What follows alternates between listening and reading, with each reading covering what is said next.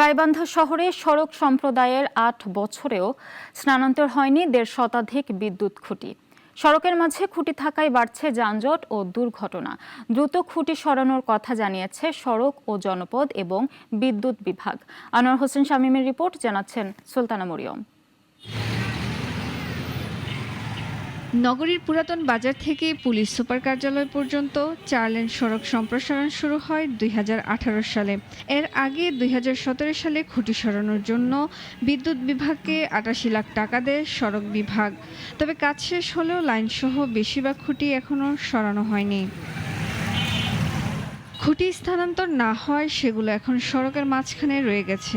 এতে যান চলাচলে বাধা তৈরি করেছে, বাড়ছে যানজট ও দুর্ঘটনা। ব্যবহার করা যাচ্ছে না ফুটপাত, ব্যাহত হচ্ছে যান চলাচল। রাস্তার দুই পাশে বিদ্যুতের পোল থাকার কারণে শহরের মধ্যে যানজট দেখা দিচ্ছে। এটা হাঁটা যাচ্ছে না, রাস্তার পার হয়ে আবার রাস্তায় নামতে হচ্ছে এই ফুটপাতের জন্য। এই পোলগুলো যদি রাস্তায় না থাকে তাহলে সব থেকে বেশি ভালো হয়। জামটা বাজে পোলগুলোর কারণে। জনভোগান্তি কমাতে বিদ্যুৎ বিভাগকে নিয়মিত তাগিদ দেওয়ার কথা জানান সংশ্লিষ্ট এই কর্মকর্তা।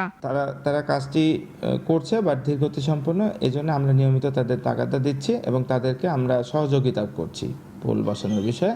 তো তারা কাজটি আশা করি খুব দ্রুত সময়ের মধ্যে শেষ করবে। এদিকে বর্তমান অবস্থার কথা স্বীকার করে সমস্যার সমাধানের আশ্বাস দেন বিদ্যুৎ বিভাগের নির্বাহী প্রকৌশলী। ইতিমধ্যে অর্ধেকের বেশি কাজ হয়ে গেছে। বাকি কাজও আমরা রেলওয়ে, স্থানীয় পৌরসভা এবং সড়ক বিভাগের সাথে আমরা আলোচনা করে কাজগুলো সমন্বয় করে আগানোর চেষ্টা করছি। দ্রুত সমস্যার সমাধানে প্রয়োজনীয় পদক্ষেপ নেওয়া হবে, এমনটাই প্রত্যাশা ভুক্তভোগীদের। সুলতানা মরিয়ম, নাগরিক।